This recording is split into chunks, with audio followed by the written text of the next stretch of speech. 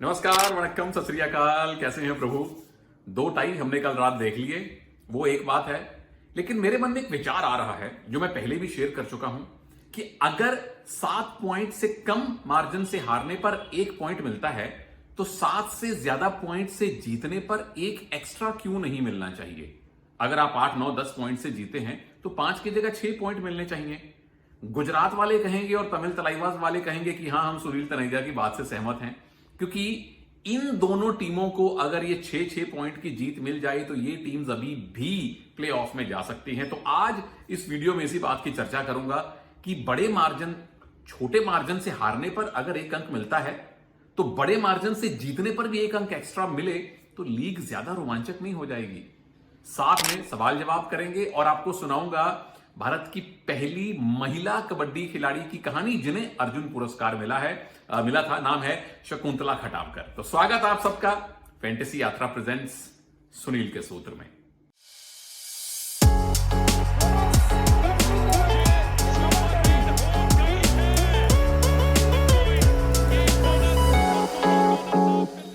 सबसे पहले कल के 2 टाइज के बारे में संक्षेप में चर्चा कर लेते हैं। 32-32 का टाई खेला था दबंग दिल्ली और यूपी योद्धास ने, और आखिरी रेड पर सुमित ने क्या किया, क्यों, मतलब मुझे याद है 3-4 बार ऐसा हुआ उस मैच में कि सुमित अननेसेसरीली अग्रेशन दिखा रहे थे और नवीन उनसे लगातार पॉइंट लेके जा रहे थे। खैर, दिल्ली माइंड नहीं करेगी, उनको आखिरी रेड में वो हार से बचे हैं। जबकि दूसरा मैच अत्यंत रोचक था। यू मुंबा और जयपुर पिंक पैंथर्स में टाई हुआ है 22-22 का। आखिरी रेड से पहले वो हल्का सा ड्रामा हुआ था। अनिल चपराना और गुलाम रेजा मजलदरानी दोनों कह रहे थे अपने खिलाड़ियों को कि भाई 9 सेकंड बाकी हैं, जल्दी छोटी रेड करके आओ, जेपीपी की अगली डू और डाई रेड है। रोहित ने शायद उनकी बात नहीं सुनी, वो तो पूरा टाइम वहां पे घूमते रहे और पॉइंट लेने की ट्राई करते रहे। अब मेरा पॉइंट यह है कि अगर टाई के लिए ही खेलना था तो फिर पंगा क्यों लिया? क्योंकि अगर सुपर टैकल हो जाते रोहित भाई तो अब मैच हार जाते।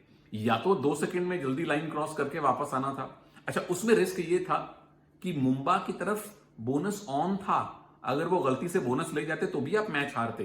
तो कुछ कंफ्यूजन हुई, क्योंकि बाहर बैठ के स्कोर देखना, टाइम देखना आसान होता है, अंदर बैठ के दिमाग की दही लस्सी और बहुत कुछ बना होता है। तो U Mumba end of the day, Jaipur भी end of the day, Delhi भी और यूपी वाले भी नाराज नहीं होंगे, कल सबको पॉइंट मिले हैं। अगले मजमून पे आते हैं। अब वो चर्चा करते हैं जिसकी मैंने शुरुआत में बात की थी। तमिल तलाईवास खेलने वाले हैं गुजरात जायंट्स से। तमिल तलाईवास पिछले 5 में से 1 मैच जीते हैं। पिछला मैच दिल्ली से आप हार के आए हैं। कुल मिलाकर 15 में से 5 मैच आपने खेले हैं। 33 पॉइंट आपके हैं। सारे मैचेस जीते तो 68 तक जा सकते हैं। प्ले ऑफ जाने के लिए सारे मैचेस जीतने पड़ेंगे। गुजरात जायंट्स आपकी हालिया फॉर्म बुरी नहीं है। पिछले 5 में से आपने 1 ही मैच हारा, 2 मैच हारे हैं, 2 जीते, 1 टाई रहा। पिछला मैच बुल से टाई रहा था। टोटल आपने 15 मैच खेले हैं, 4 जीते हैं, 29 पॉइंट आपके हैं। 64 तक आप जा सकते हैं। सारे मैचेस जीतने पड़ेंगे और प्रार्थनाएं करनी पड़ेंगी आपको। अब मुद्दे की बात यह है कि गुजरात के मैच बाकी हैं 7, तमिल तलाईवास के भी बाकी हैं 7। तो गुजरात मैक्सिमम 35 पॉइंट ले सकती है, तमिल तलाईवास भी मैक्सिमम 35 पॉइंट ले सकती है। अब एक रूल है कि अगर कोई टीम 7 से कम मार्जिन से हारती है तो उसको 1 अंक मिलता है। यह मैंने 3 सीजन पहले भी एक निवेदन किया था प्रो कबड्डी के प्रभु से कि अगर कम मार्जिन से हारने पर पॉइंट मिलता है तो ज्यादा मार्जिन से जीतने पर भी 1 एक्स्ट्रा पॉइंट मिले। फर्ज कीजिए ये रूल आज होता तो गुजरात अपने 7 पॉइंट से 35 नहीं, सत्तू छीक 42 पॉइंट ले सकती। तमिल तलाईवास अपने बचे हुए 7 मैच से 42 पॉइंट ले सकते। यानी तमिल तलाईवास मैक्सिमम 68 नहीं, मैक्सिमम 75 तक जा सकती।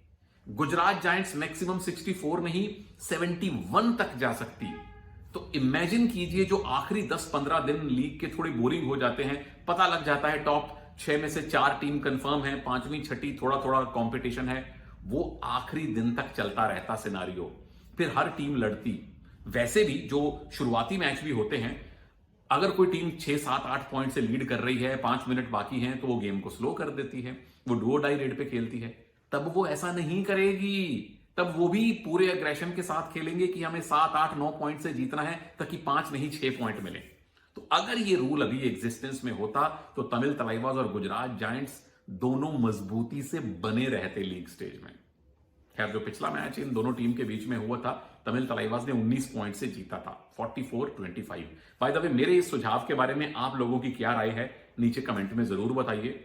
टाइम मैंने ज्यादा ले लिया है, तो बाकी चीजें मैं आज संक्षेप में सुनाऊंगा, क्योंकि एक बड़ी कमाल की फीमेल कबड्डी प्लेयर की कहानी भी आपको सुनानी है। तो अच्छा, जो मैच बाकी बचे हुए हैं उनकी चर्चा कर लूं। तमिल तलाइवास आज गुजरात से खेल रहे हैं, जीते थे। यू मुंबा से खेलेंगे, हारे थे। पटना से खेलेंगे, हारे थे। जेपीपी से खेलेंगे, टाई रहा था।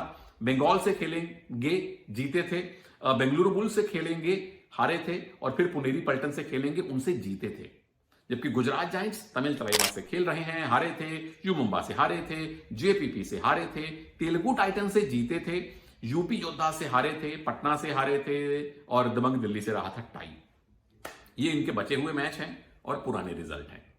आज के मैच की कहानी क्या है, जल्दी बताऊंगा। नंबर 1, दोनों टीम्स के लिए अगले दौर में जाना है काफी मुश्किल। उसकी हमने विस्तार से चर्चा कर ली है कि अगर 6 पॉइंट का रूल होता तो बहुत मुश्किल ना रहता, थोड़ा सा रोचक जरूर हो जाता। नंबर 2, दोनों टीम्स के कोचेस प्रो कबड्डी जीत चुके हैं। तमिल तलाइवास के coach Anna Cherlathan as a captain season 4 में पटना के साथ ट्रॉफी जीते हैं, और उधर गुजरात के कोच राम मेहर सिंह तो फिर पटना के कोच के तौर पे ट्रॉफी जीते हैं। ये एक और संयोग हो गया।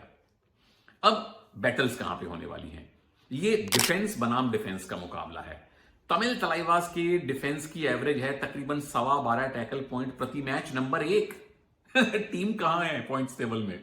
और गुजरात जायंट्स की जो टैकल पॉइंट की एवरेज है वो है तकरीबन 11.25 है। वो नंबर 3 घूम रहे हैं, नंबर 3, नंबर 4, यानी कि दो तगड़ी डिफेंस की टीम्स जो पॉइंट्स टेबल में नीचे हैं, उनके बीच का मुकाबला है। बाय द वे, लगे हाथ पॉइंट्स टेबल भी देख लीजिए, क्या सूरत हाल है और क्या सिचुएशन बन सकती है। तमिल तलाइवास अगर आज जीते तो 38 पॉइंट के साथ वहीं रहेंगे। गुजरात जायंट्स अगर जीते तो 34 पॉइंट के साथ वो तमिल तलाइवास की जगह नंबर 9 आ जाएंगे। हरियाणा स्टीलर जीते तो 67 पॉइंट्स के साथ अनऑफिशियली ही सही क्वालिफाई कर जाएंगे। पटना जीती तो 57 पॉइंट के साथ 2 नंबर पे आ जाएगी। कमाल होने वाला है। अब चलते हैं पहले मैच पे दोबारा। जीत के सूत्र जल्दी बताऊंगा। तमिल तलाइवास नंबर 1, 4-3 पे आपने खेलना है, 5-2 की जरूरत नहीं है। गुजरात के पास इतने खतरनाक रेडर नहीं है कि 5 डिफेंडर उतारने पड़े। और by the way, Nitesh Kumar, well done, आपने हाफ सेंचुरी पूरी कर ली है। चिरलाथन बढ़िया डिफेंडर ढूंढ के लाए हैं। सूत्र नंबर 2, डुओ डाई रेड पे खेलिए। नरेंद्र कंडोला नहीं खेल रहे कुछ मैचेस से, सचिन बहुत ज्यादा चल नहीं रहे, मोइन शफागी हैं, बस स्लो गेम खेलिए। डिफेंस पे भरोसा रखिए, रेडर्स डिफेंस को सपोर्ट करे, जैसे कल यू मुंबा और जेपीबी के मैच में हुआ था। गुजरात जायंट्स नंबर 1, आपने भी 4-3 पे खेलना है, आप भी 5-2 का रिस्क नहीं ले सकते हैं। नंबर 2, आपने डुओ डाई रेड पे नहीं खेलना है, कम से कम सेकंड रेड पे खेलिए, क्योंकि आरपीजी की तिकड़ी में एक गुमान और प्रतीक तो बेहतर कर ही रहे हैं। एक्स फैक्टर तमिल तलाइवास के लिए नितेश 51 टैकल पॉइंट लेके वो टॉप 3, टॉप 5 डिफेंडर्स की सूची में है इस सीजन में। डिफेंस की वो कोच कहे जा सकते हैं। और उधर से गुमान सिंह लेफ्ट रेडर हैं, कमाल कर रहे हैं। आरपीजी में से अकेले गुमान ही लगातार अच्छा खेले हैं। चलिए, पिछले वीडियो में मैंने सवाल पूछा था कि 5 ऐसे प्रो कबड्डी खिलाड़ियों के नाम बताइए जिन्हें प्रो कबड्डी खेलते खेलते अर्जुन पुरस्कार मिला हो। बहुत आसान सवाल था, बहुत मुश्किल था नहीं, और आई एम श्योर आप लोगों को इंटरनेट पे जाने की जरूरत पड़ी नहीं होगी, आपने खुद ही टाइप कर दिया होगा। मनजीत छिल्लर हैं, अजय ठाकुर हैं, संदीप नरवाल हैं, जसवीर सिंह हैं, दीपक निवास हुड्डा हैं, पवन सेरावत हैं। 5 से ज्यादा खिलाड़ी हो गए जिन्हें प्रो कबड्डी खेलते खेलते अर्जुन पुरस्कार मिला। और अजय ठाकुर को तो प्रो कबड्डी खेलते खेलते पद्मश्री मिला था। पहले पद्मश्री मिला था, अगले साल अर्जुन पुरस्कार मिला था। बहुत प्रभु लोगों ने सही जवाब दिए। पर सुनील नाम के लोग आप जानते ही हैं। सुनील, पार्थ, दादा भाऊ और रक्षित और मिहिर, वेल डन, मुबारक आपको सही जवाब देने के लिए। जाइए गरम गरम गुलाब जामुन खाइए और मुझे भी भेज दीजिए। लगे हाथ आज का सवाल भी पूछ लेता हूं ताकि कहानी में आपको आराम से सुना सकूं शकुंतला ताई की। 5 नहीं, सवाल को थोड़ा चेंज करता हूं। यह है आज का सवाल, कौन से हैं 5 नरवाल जो भारत के लिए खेले हैं। आसान सवाल है, इंटरनेट जरूरत नहीं पड़ेगी आपको यूज करने की। नीचे बताइए आज का सवाल, बताइए 5 नरवाल जो भारत के लिए खेले हैं। प्रभु लोग, इससे पहले कि दूसरे मैच की चर्चा करूं, अगर आप एक्सचेंज 22 से फैंटेसी यात्रा में नहीं आए हैं तो जल्दी आ जाइए, कुछ दिन बाकी हैं इस सीजन में, और फैंटेसी यात्रा में अपना अकाउंट बनाइए, अपनी टीम बनाइए, जैसे मैंने बनाई है। 7 खिलाड़ी दोनों टीमों से चुन लीजिए। 1 वर्सेस 1 की यह गेम है। एक विरोधी को हराइए, दूसरे को हराइए, तीसरे को हराइए। 22 को जब हराएंगे तो 1 करोड़ रुपया पाएंगे। लेकिन अपनी जेब का ख्याल और अपने विवेक का इस्तेमाल जरूर कीजिएगा। अब जल्दी से मैच नंबर 2, जो है बहुत तगड़ा मैच। हरियाणा स्टीलर्स के सामने है पटना पायरेट्स। कुल मिलाकर हरियाणा ने इस बार 16 मैच खेले हैं, दर्जन 12 मैचेस जीते हैं, 62 पॉइंट हैं, 92 तक जा सकते हैं। पिछला मैच हार गए थे बंगाल वॉरियर्स से। और ये एक हरियाणा का पैटर्न है, क्या आपने नोट किया है? 4 मैच जीतते हैं और जब लगता है कि टीम इनविंसिबल हो गई है तो अचानक से हार जाएंगे। ऐसे पहले तेलुगु टाइटन से भी हारे थे। खैर, सामने है पटना पायरेट्स। पिछले मैच में बंगाल को आपने हराया था, यानी दोनों टीम्स ने अपना पिछला मैच बंगाल से खेला था। कुल मिलाकर पटना पायरेट्स अब तक 15 में से 9 मैच जीते हैं, 52 पॉइंट्स हैं, 87 तक जा सकते हैं। और अगर आपने 3 मैच और जीत लिए तो आपके हो जाएंगे 67 पॉइंट, क्वालिफाई कर सकते हैं पिछले 3-4 सीजन की कट ऑफ देखते हुए। तो 7 में से 3 मैच जीतने हैं नरेंद्र रेडू साहब की टीम को। अब जिन टीमों से मैच बचे हुए हैं उनके साथ पहले आपने क्या किया था? हरियाणा पटना से खेल रहे हैं, जीते थे। टाइटन से खेलेंगे, हारे थे। बुल से उसके बाद खेलेंगे, जीते थे। दिल्ली से खेलेंगे, जीते थे। यूपी से खेलेंगे, जीते थे। यू मुंबई से खेलेंगे, जीते थे। हरियाणा क्वालिफाई कर जाएगा आराम से। कोशिश होनी चाहिए कि टॉप 2 में रहें ताकि सीधा सेमीफाइनल खेलें। पटना पायरेट्स हरियाणा से आज खेलेंगे, पहले हार चुके हैं। जेपीपी से खेलेंगे, जीत चुके हैं। पुनेरी पल्टन से खेलेंगे, हार चुके हैं। तेलुगु टाइटन से खेलेंगे, हार चुके हैं। यू मुंबई से खेलेंगे, हार चुके हैं। और गुजरात जायंट से खेलेंगे, जीत चुके हैं।